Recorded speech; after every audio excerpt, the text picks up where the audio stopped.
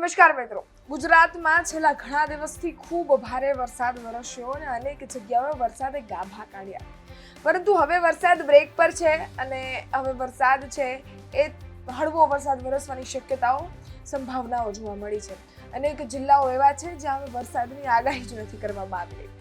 વધુ વિસ્તારથી સમજવાનો પ્રયત્ન કરીશું. હવામાન વિભાગના મેપ પર પણ સમજવાની કોશિશ કરીશું. વિન્ડી ને ઝૂમ અર્થ દ્વારા પણ સમજવાની કોશિશ કરીશું. કયા સમય પર કેટલો વરસાદ કયા જિલ્લામાં વરસી શકે છે એની પણ સંભાવના શું હવામાન વિભાગ દ્વારા અને હવામાન નિષ્ણાંતો દ્વારા કરવામાં આવી રહી છે, બધાની વાત કરીએ. સર્વપ્રથમ તમે એક હવામાન વિભાગ દ્વારા જે આ મેપ જાહેર કરવામાં આવ્યું છે એના પર નજર કરો.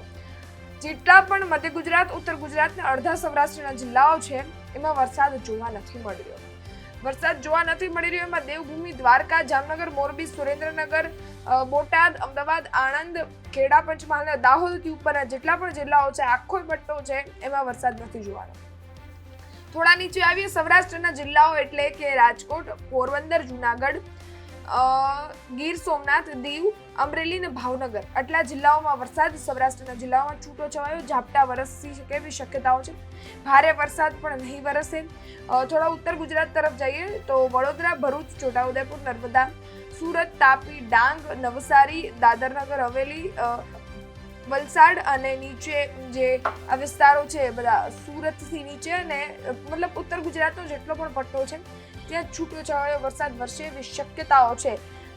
એક પણ બીજા જિલ્લાઓમાં વરસાદ છૂટો છવાયો પણ વરસે એવી શક્યતાઓ નથી. અહીંયા પણ ઝાપટા પણ વરસશે. ખૂબ ભારે વરસાદ નહીં વરસે. લાઇટ રેન અને છૂટો છવાયો વરસાદ, મધ્યમ વરસાદ વરસે એવી શક્યતાઓ જોવા મળી રહી છે. જોઈએ કે મેપ સાથે જ આઇસોલેશન શું કહે છે.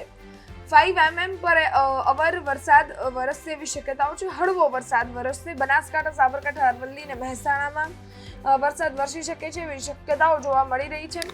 અને લાઇટ રેન વરસશે. 5 mm પર અવર વરસાદ વરસશે એવી શક્યતા જોવા મળી રહી છે. આ 12 તારીખની વાત કરવામાં આવી રહી છે અને આવતા 3 કલાક સુધીની શક્યતાઓ જોવા મળી રહી છે.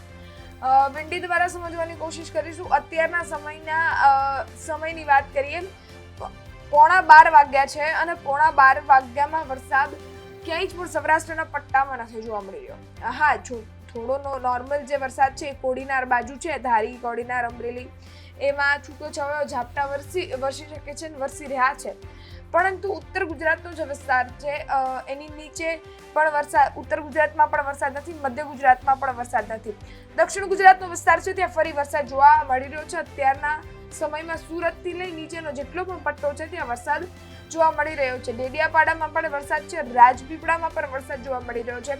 ભરૂચ છે, આ બધો જે વિસ્તાર છે દક્ષિણ ગુજરાતનો ત્યાં વરસાદ જોવા મળી રહ્યો છે. સમય આગળ કરીએ. સમય પ્રમાણે હજી પણ મેપ બદલાશે અને હવે દક્ષિણ ગુજરાત પણ થોડું ઠંડુ પડ્યું. ભરૂચમાં વરસાદ નથી જોવા મળી રહ્યો. સુરતમાં થોડો વરસાદ છે એ હળવો થઈ ગયો છે. સુરતમાં પણ વરસાદ થોડો ઓછો જોવા મળી રહ્યો છે. નીચેના જે નવસારીમાં વરસાદ છે, હજી પણ વરસાદ નવસારીમાં જોવા મળી રહ્યો છે. જેમ જેમ સમય આગળ જશે એમ વરસાદ જતો રહેશે. આ છે સાંજના 8 વાગ્યાનો સમય અને 8 વાગે ક્યાંય જ પણ તમને ખૂબ ભારે વરસાદ જોવા નહીં મળે. એ પછી સૌરાષ્ટ્રના જિલ્લાઓ તમે લઈ લો. આ સૌરાષ્ટ્રના જિલ્લાઓ છે. થોડા ઉપર જશું એટલે ઉત્તર ગુજરાત અને મધ્ય ગુજરાત છે ત્યાં પણ વરસાદ નથી અને દક્ષિણ ગુજરાતના જેટલા પણ જિલ્લાઓ છે ત્યાં પણ વરસાદ જોવા નથી મળી રહ્યો. આજ સાંજની વાત છે. આજે સાંજ પછી ડેડિયાપાડામાં થોડો વરસાદ જોવા મળી રહ્યો છે પરંતુ ત્યાં પણ ઝાપટા જ પડે એવી શક્યતાઓ છે. આવતીકાલે સવારની વાત કરીએ. આવતીકાલે સવારે પણ ક્યાંય જ પણ વરસાદ, ભારે વરસાદ કે છૂટો છવાયો વરસાદ વિન્ડી દ્વારા નથી જોવા મળી રહ્યો. ઝુમર્થમાં જોવાનો પ્રયત્ન કરીએ. ઝુમર્થમાં પણ વરસાદ છે એ ક્યાંય જ જોવા અત્યારના સમયે નથી મળી રહ્યો. જેમ જેમ સમય આગળ થશે એમ જે રીતના નોર્મલ આઇસોલેશન જે વરસાદ થતું હોય એ જોવા મળી શકે છે. આ સાંજની વાત થઈ ગઈ અને સાંજના સમયે પણ ક્યાંય જ પણ વરસાદ જોવા નથી મળી રહ્યો. એ જામનગરથી લઈ અને મહુવા સુધી જેટલા પણ વિસ્તારો છે સૌરાષ્ટ્રના ત્યાં પણ વરસાદ નથી. થોડા ઉપર જઈએ તો આ બધા જે દક્ષિણ ગુજરાતના વિસ્તારો છે ત્યાં પણ વરસાદ જોવા નથી મળી રહ્યો અને ઉપર રાજકોટથી ઉપરના વિસ્તારો છે ત્યાં પણ વરસાદ જોવા નથી મળી રહ્યો. આ દક્ષિણ ગુજરાત છે જ્યાં તમે જોઈ શકો છો. આ સુરત છે, એની નીચે બધા જ જિલ્લાઓ હશે, અહીંયાથી વલસાડ છે, વાપી છે, તાપી, આ બધા વરસાદ અહીંયાથી જિલ્લાઓ શરૂ થશે, અને પરંતુ ત્યાં પણ વરસાદ ઝૂમ અર્થ દ્વારા જોવા નથી મળ્યો. એટલે કે હવે ગુજરાતમાં વરસાદ ઓછો થઈ ગયો છે, ગુજરાતમાં વરસાદે બ્રેક લીધો છે. નવો રાઉન્ડ ક્યારે શરૂ થશે એ હવામાન નિષ્ણાંતો, હવામાન વિભાગ એની આગાહી કરતા રહેશે. એવી રીતે તમને સમજાવવાનો, તમને કહેવાનો પ્રયત્ન ગુજરાત તક કરતું રહેશે. પરંતુ આજની તારીખ અને આવતીકાલ સવાર સુધી ક્યાંય જ પણ ભારે વરસાદ નથી વરસવાનો.